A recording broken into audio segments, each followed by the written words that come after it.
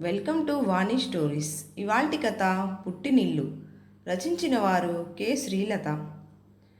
ఎంత వద్దనుకున్నా పక్కింటి పిన్నిగారి మాటలు పదే పదే గుర్తుకు వస్తూ మనశ్శాంతి లేకుండా చేస్తున్నాయి వనజను. ప్రతి పండక్కి నీ ఆడపడుచు భర్త పిల్లలతో సహా వచ్చి 10 రోజులకు పైగా ఉండి వెళ్తుంటే నువ్వు పాపం అమాయకత్వంతో ఊరుకుంటున్నావు. కానీ ఈ రోజుల్లో ఎవరు నీలాగా భర్తింటి బంధువులను భరించట్లేదమ్మాయి. ఎందుకు చెప్తున్నానో కాస్త అర్థం చేసుకో అని ఆవిడ చెప్పినప్పటి నుంచి ఎలాగైనా ఈసారి పండగ సెలవులకు కుటుంబంతో సహా వచ్చే ఆడపడుచు లావణ్యను రానేయకుండా కట్టడి చేయాలని ఆలోచించింది వనజ. తన ఆలోచనలో తానుండగానే సెల్ ఫోన్ రింగ్ అయ్యింది. చూస్తే ఇంకెవరు, ఆడపడుచు లావణ్య దగ్గర నుంచే. ఎప్పటిలాగే పండగ సెలవులకు అందరం వస్తున్నామని, రిజర్వేషన్ కూడా చేయించుకున్నామని ఆ ఫోన్ సారాంశం. అప్పటికప్పుడు ఏ సాకు చెప్పడానికి వీలు లేక సరే అని ఎలా ఉన్నారు అందరూ అంటూ ఏదో పొడిగా కులాసా ప్రశ్నలు అడిగి ఫోన్ కట్ చేసింది వనజ. ప్రతిసారి ఆడపడుచు సెలవుల్లో భర్త పిల్లలతో కలిసి రావటము, ఇల్లు గుల్ల చేయటము పరిపాటైపోయింది. ఇంటిడి చాకరీతో పాటు పిండి వంటలు, అదనపు ఖర్చులు, ఇంటిళ్ళపాదికి కొత్త బట్టలు ఇవేవీ తప్పడం లేదు. ఈసారి తను ఎలాగైనా భర్తతో సంప్రదించి అర్ధమగుణ్ణి ఇంటికి రానియకుండా చేయాలని నిర్ణయించుకున్నాక కాస్త శాంతించింది ఆమె మనసు. వనజ తల్లిదండ్రులు చిన్నప్పుడే పోవడంతో మేనమామ సంరక్షణలో పెరిగిన ఆమెను వారి దూరపు బంధువు అయిన రామారావు గారి కాళ్ళు పట్టుకొని బ్రతిమలాడి, కానీ కట్నం లేకుండా వారి అబ్బాయి ఆనంద్కిచ్చి పెళ్లి జరిపించి చేతులు దులుపుకున్నాడు వనజ మేనమామ. వనజ తల్లిదండ్రుల తాలూకు కాస్త డబ్బు కాజేసి పెళ్లి చేశాక కనీసం సంవత్సరంలో ఒక్కసారి కూడా ఆమెను తీసుకెళ్లే ప్రయత్నం కూడా చేయలేదు. పాపం ఏమాత్రం కూడా పుట్టింటి ఆశ లేకుండా చేశాడు.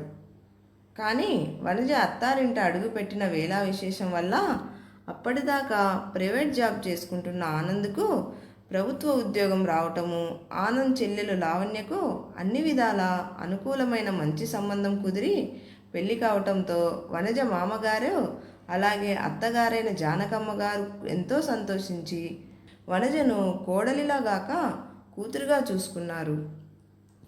పుట్టింటి ఆదరణకు నోచుకొని వనజ కూడా అత్తగారికి మామగారికి సపర్యలు చేసుకుంటూ ఇంటి పనులన్నీ చక్కబెట్టుకుంటూ వాళ్ళందరితో బాగా కలిసిపోయి మసులుకునేది.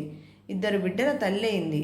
2 పురిళ్ళు అత్తగారే పోసి తల్లిలా ఆదరించింది. కానీ అనుకోకుండా మామగారికి హార్ట్అటాక్ వచ్చి అకాల మరణం చెందటము, ఆ తర్వాత ఏడాది తిరగకుండానే భర్త మీద బెంగతో అత్తగారు కూడా పోవటం, అన్ని కార్యక్రమాలు బాధ్యతగా ముగించి ఆ ఇంటికి యజమానురాలైంది వనజ.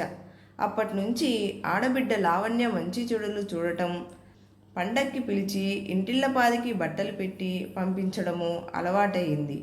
ఇదిగో ఇప్పుడు కొత్తగా నాటుకున్న విషబీజం ఆమె మనసులో కల్లోలం రేపింది.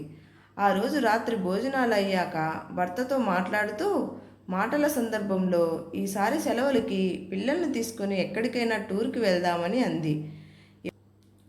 ఎప్పుడు శాంతవదనంతో ఉండే ఆనంద్ ముఖంలో కోపం చోటు చేసుకుంది. చెల్లాయి బావగారు వస్తున్నామని ఫోన్ చేసి చెప్పారు, అయినా ఎన్నడూ లేనిది ఇలా కొత్తగా అడుగుతున్నావు.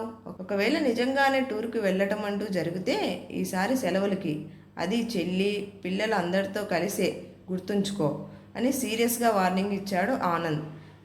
చేసేదేం లేక మిన్నకుండిపోయింది వనజ. లావణ్య బయలుదేరానని ఫోన్ చేయగానే బాత్రూంలో జారిపడ్డట్టు నటించి మంచమెక్కి దుప్పటికి ముసుగేసుకుంది వనజ. ఇంటి పని వంట పని చేయలేక వచ్చిన దారినే ఆడబిడ్డ వెళ్ళిపోతుందని వనజ అభిప్రాయం. కానీ దానికి విరుద్ధంగా లావణ్య వచ్చి రావడంతోనే వదిన అలా ఉండటం చూసి కన్నీళ్ల పర్యంతమైంది. గబగబా వంట చేసి అన్నపిల్లలకు తన పిల్లలకు వండి వడ్డించింది. ఆ మరుసటి రోజు నుంచే ఇల్లంతా బూజులు దులిపి కడిగి దుప్పట్లన్నీ వాషింగ్ మిషన్లో వేసి పిల్లలకి ఇష్టమైన పిండి వంటలన్నీ చేయడమే కాకుండా వదినను మంచం దిగనీయకుండా అన్ని సపర్యలు చేసి కన్నతల్లిలా ఆదరించింది. ఇంటెడు చాకిరీ చేసినా ఏమాత్రం అలసట విసుగు ప్రదర్శించలేదు. అంతేకాకుండా పిల్లలందరికీ తన డబ్బుతోనే కొత్త బట్టలు కొనిచ్చింది. వారం రోజులు గడిచిపోయాయి. ఇక 2 రోజుల్లో లావణ్య తిరుగు ప్రయాణం. రాత్రి 10 దాటుతున్నా నిద్ర పట్టగా మంచం మీద దొర్లుతున్న వనజకు తన రూమ్ పక్కనే ఉన్న బాల్కనీలో భర్త ఆనంద్, లావణ్య మాట్లాడుకునే మాటలు వినిపించసాగాయి.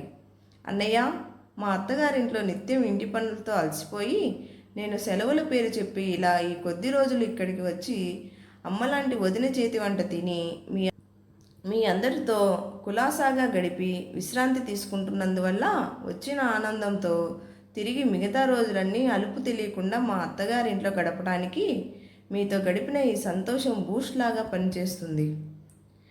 కానీ ఇన్ని రోజులు నేను ఒక విషయం విస్మరించాను. నేను ఎలా అయితే పుట్టింటి హక్కుని, ఆనందాన్ని అనుభవిస్తున్నానో అలాగే వదిన కూడా విశ్రాంతి కోరుకుంటుంది కదా. కానీ పుట్టినిల్లు అనే వరం నోచుకొని వదినను చూస్తుంటే నాకు జాలి వేస్తుంది. ఇంతకాలం నేనే ఆ విషయం గమనించలేదు. కానీ ఇలా వదిన మంచం మీద నుంచి లేవకుండా ఉంటే నాకు చాలా బాధగా ఉంది. అందుకే నేనే వదినను, పిల్లల్ని నాతో పాటు మా అత్తగారింటికి తీసుకెళ్తాను.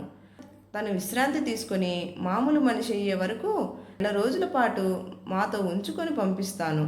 మా అత్తగారు నా మాట కాదనరన్న నమ్మకం నాకుంది అంటున్న లావణ్య ఔన్నత్యం ముందర లేకిగా ఆలోచించి నాటకమాడి మంచమెక్కిన తన వ్యక్తిత్వానికి తనకే సిగ్గేసింది వనజకు.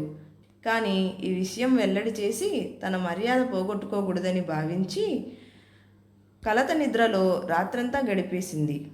తెల్లవారుజామునే లేచి ఇంటి పని ముగించి ఆడపడుచుకి, పిల్లలకు ఇష్టమైన వంటకాలన్నీ చేసింది. ఆశ్చర్యంగా చూస్తున్న లావణ్యతో 10 రోజులుగా విశ్రాంతి తీసుకున్నందువల్ల తను కోలుకున్నానని చెప్పటమే కాకుండా ఎప్పట్లాగే పిల్లలతో, లావణ్యతో సరదాగా గడిపి షాపింగ్కు తీసుకెళ్ళి ప్రతి ఏడాది పెట్టే బట్టల కంటే ఖరీదైన బట్టలు తానే అందరికీ కొని ఇంట్లో పండగ వాతావరణం నెలకొనేలా చేసింది. తనతో పాటు రమ్మని మరీ చెప్పినా లావణ్యతో తప్పకుండా ఈసారి సెలవులకి వచ్చి ఆడపడుచును ఇల్లునే పుట్టినిల్లుగా భావించి విశ్రాంతి తీసుకుంటానని చెప్పి దగ్గరుండి మరీ ఆడపడుచుని, ఆమె భర్తని, పిల్లల్ని రైలెక్కించి నిండైన మనసుతో ఇంటికి వచ్చింది వనజ.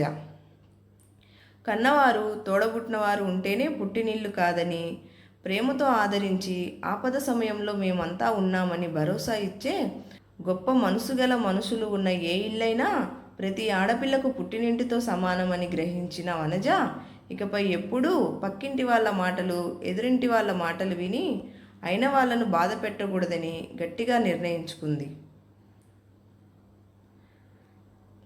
చెల్లిని, పిల్లలను సెలవులకి ఇంటికి రానియకుండా చేసిన భార్య ప్రయత్నం, ఆమె చేసిన నటన, ఆ తర్వాత పశ్చాత్తాపంతో చెల్లాయి లావణ్య పట్ల భార్య ప్రవర్తన అన్నీ మౌనంగా గమనిస్తున్న ఆనంద్ మనసులోనే నవ్వుకున్నాడు. ఆడవారి సున్నితమైన మనస్తత్వానికి మనసులోనే జోహార్లు అర్పించాడు. వాళ్ళిద్దరూ ఇలాగే జీవితాంతం తోబుట్టువులుగా ఉండాలని మనస్ఫూర్తిగా ఆశించాడు. చదువుకున్న వారైనా విఘ్నతతో ఆలోచించి సొంత విషయాల్లోనూ, కుటుంబ విషయాల్లోనూ సంబంధం లేని వ్యక్తుల మాటలు చెవికెక్కించుకోకుండా కుటుంబంలోని సభ్యులందరి మధ్య బంధుత్వం తెగకుండా చిన్న విషయాలలో సర్దుబాటు ధోరణి అలవర్చుకుంటే కొత్తగా పెళ్ళై అత్తారింటికి వెళ్ళిన ఏ ఆడపిల్లకైనా అత్తారిల్లు కూడా పుట్టినిల్లులాగే ఉంటుందనడంలో ఏమాత్రం సందేహం లేదు.